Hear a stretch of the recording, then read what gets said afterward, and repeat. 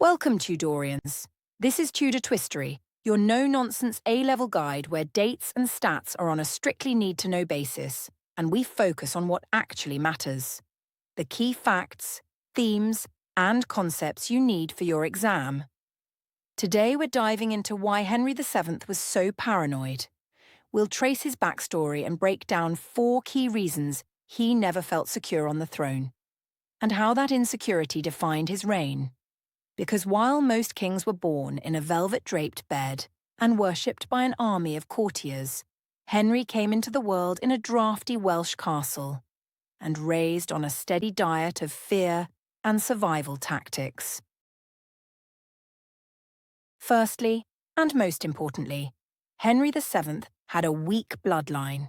His claim came through his mother Margaret Beaufort, who was descended from John of Gaunt through his affair-turned-marriage to Catherine Swynford. The Beaufort line had been legitimised by the Pope and by Parliament, but crucially contained a clause that barred any descendants from inheriting the throne. To make things worse, his father, Edmund Tudor, didn't have a single drop of English royal blood, just a murky link to the French royal family, which, given the fact that the English had been fighting the French for literally 100 years, gave everyone even more reason to doubt him. In the exam, this shows why Henry's claim was fragile at best, outright fake at worst.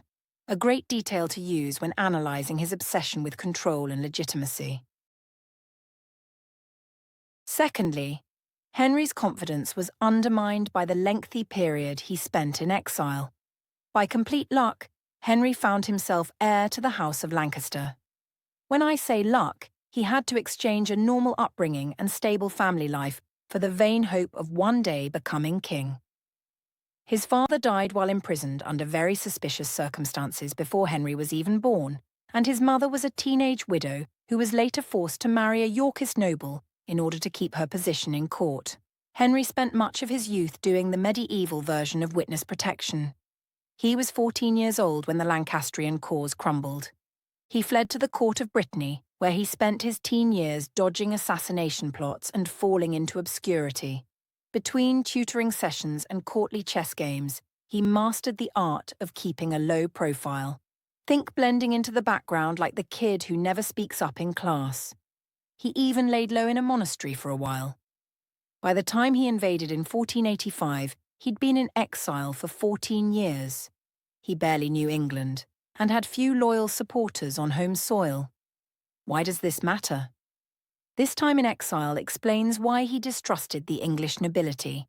He hadn't grown up alongside them, and he relied on a tight inner circle of trusted advisors. The Battle of Bosworth was just the latest in many pitched battles of the Wars of the Roses, and Henry's victory was little more than beginner's luck. After 50 years of civil war, few believed the crown would end up on the head of Henry Tuna, or Tuber, or what was his name again? Most expected him to be a fleeting footnote in England's history books.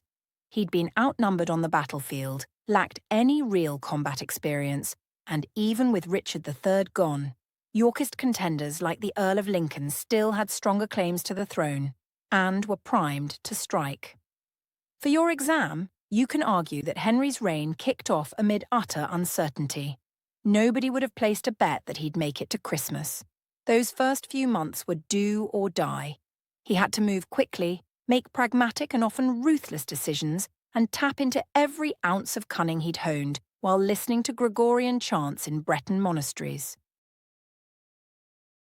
So why was Henry VII so obsessed with dynastic security? Because unlike most kings before him, he hadn't inherited the throne. He'd taken it by force. That meant he had to prove his right to rule through a clever mix of calculated mercy toward his enemies, strategic marriages, starting with his own, and a strong poker hand when it came to foreign diplomacy. Use this to explain his consolidation tactics.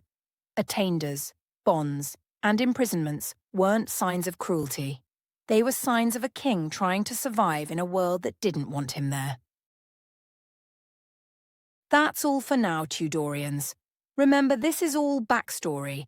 Whilst it's good to know that Henry had to dress as a monk to hide from assassins, it probably won't get you many marks in the exam. However, being able to show an understanding of why he had imposter syndrome as a usurper to the throne will. Next on Tudor Twistory, we will explore those first 2 crucial but frantic years of his reign. I'll see you there.